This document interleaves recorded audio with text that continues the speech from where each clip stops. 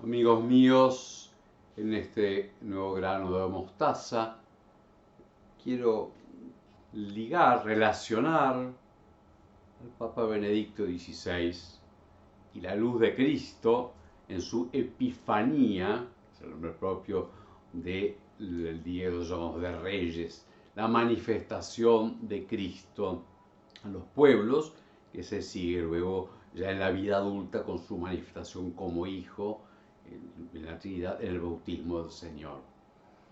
Y quisiera, todos más o menos sabemos la escena, estos magos, que magos significan sabios, no que hacen magia, sino estudiosos de todos los astros y la filosofía, que conocen, ven un signo en el cielo, hay distintas interpretaciones de qué puede haber sido, y que también han oído y están en la expectativa de un rey salvador. Todos los pueblos en la época tenían mucho eso, y hoy también se hace de otra forma, con los cambios políticos, las revoluciones, etc. Y habían oído las profecías de Israel. Y por lo tanto, quisiera de esto tener dos aspectos. Primero, es Dios que se manifiesta, esta es la novedad. No solamente que lo podemos buscar, porque con la razón tiene que haber un principio de las cosas, una causa superior, una causa que no sea causada y que pueda hacer que exista todo lo que conocemos, que por sí no tiene por qué existir, una razón que dé razón de por qué las cosas son razonables, aunque parezca un juego de palabras.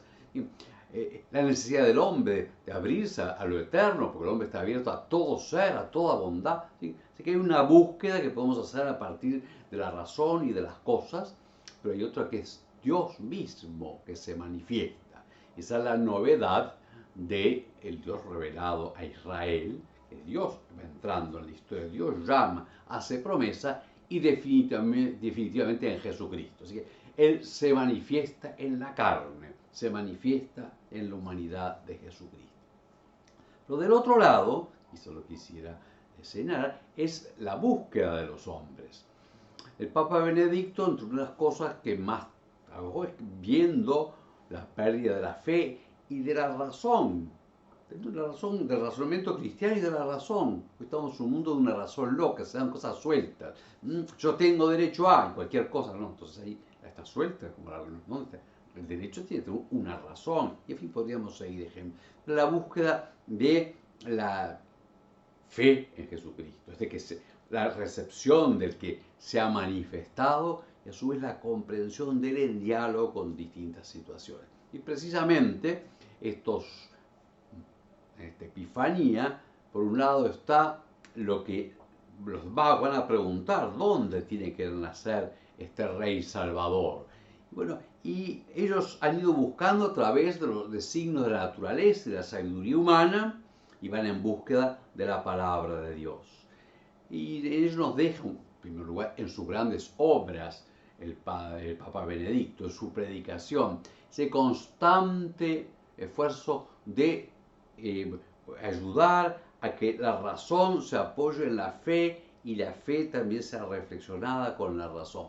La oposición de la palabra de Dios y la fe y de la razón es lo menos católico que hay.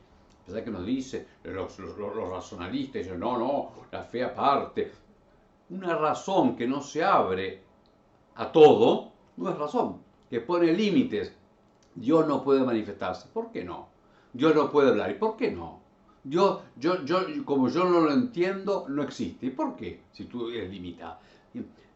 Justamente, y hoy por hoy precisamente, quien más defiende la razón es la fe católica, la Iglesia católica, en el sentido del hombre, en el sentido del derecho, en la inviolabilidad de la persona humana, en la razonabilidad del sentido de la existencia, en el pensar, la razón. Por lo tanto, una invitación, por cierto, a la fe y a la razón, y a escuchar, a buscar hasta el infinito, no a poner límites. No puede ser eso que la verdad salga por la opiniología de Twitter, que cada uno dice lo que se le antoje y según, sobre todo, por lo que yo lo leo poco, pero lo leo y son casi todos motivos de odio, de fichas contra este y contra este. No hay razón.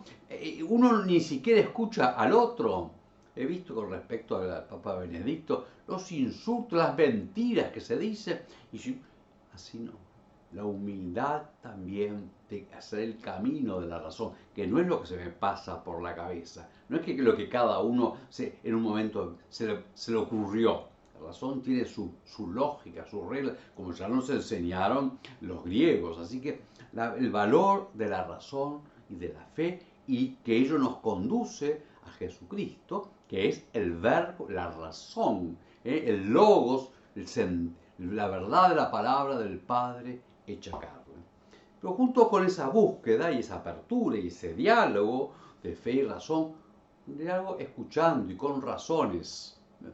Entonces, estos sabios que han visto el signo, que razonan, que preguntan, que escuchan, van a Belén y encuentran al niño con su madre, dice, y postrándose lo adoraron y le dieron sus dones. Y aquí entonces quisiera otro aporte, digámoslo así, otro subrayado del Papa Benedicto, que es la razón de la liturgia católica, que no es la expresión de lo que nosotros sentimos, lo que nosotros buscamos, no es la proyección del sentido religioso, es la presencia del logos hecho carne que se manifiesta. Y por eso es un culto razonable, y por ello la respuesta es de aceptar con la razón, de humildad y de dejarse humillar, y de la entrega a Dios. Y la entrega mayor es en la ofrenda del sacrificio y la adoración. Y me quedo con esto, con la adoración. Adorar no es lo que comúnmente estamos en el lenguaje nuestro, que está corrido, dice adorar por querer mucho. Ay, yo adoro mi carrera, adoro. Eso me gusta mucho, me entusiasma, me encanta, si quieres. Adorar es el acto por el cual el hombre inteligente reconoce a Dios, que es la verdad y el todo. Y se expresa como el hombre es alma y cuerpo, se expresa con ponerse de rodillas, con postrarse. Y los sabios, estos, al encontrar al Salvador, se postran.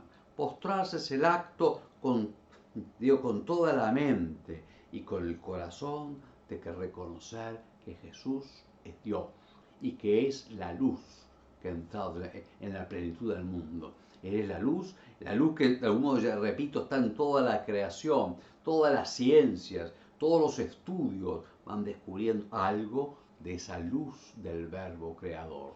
Pero Él personalmente es en Jesucristo, y por eso la postración. Y la culminación en la liturgia de la Iglesia, que tiene muchas dimensiones, la primera es recibir el don de Dios que obra, recibir la verdad de Dios. La respuesta plena es la adoración, el postrarse, sino que con el cuerpo ponerse de rodillas y decir como Tomás, Señor mío y Dios mío. El acto de adoración y el acto corporal de ponerse de rodillas ante Dios es la plenitud de la sabiduría humana. Y la ofrenda, por eso abre sus dones, oro, incienso y mirra. Es la gratuidad del don, porque ante la gratuidad de Dios es la ofrenda del hombre. La ofrenda no es para ver si le sacamos algo a Dios, eso es para los paganos. La ofrenda es la gratitud del don, por eso sobre todo es un sacrificio de alabanza y de acción de gracia, la Eucaristía, de adoración al Padre por el Hijo en la unidad del Espíritu, o al Padre y al Hijo y al Espíritu Santo. Quisiera invitar a los más alejados a buscar con la razón el reconocimiento, el acercamiento a lo que hace razonable y lo que se manifiesta de belleza, de bondad y de verdad en Cristo el Señor, cuyo último significado, digámoslo así, es porque es el verbo hecho carne, es realmente Dios, y a la invitación a la adoración.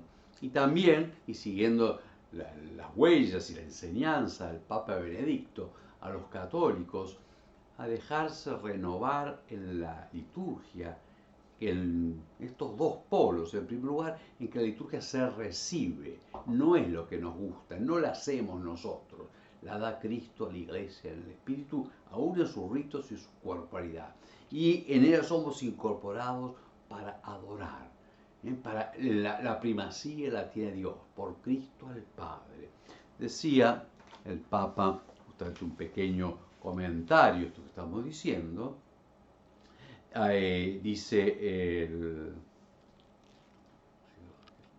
ante el niño regio, real, los magos adoptan la prosquinesis, que es el acto de tirarse de rodillas, es decir, se postran ante él.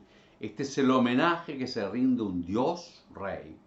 De aquí se explican los dones que a continuación ofrecen los magos. No son dones prácticos, que en aquel momento tal vez hubieran sido útiles para la Sagrada Familia.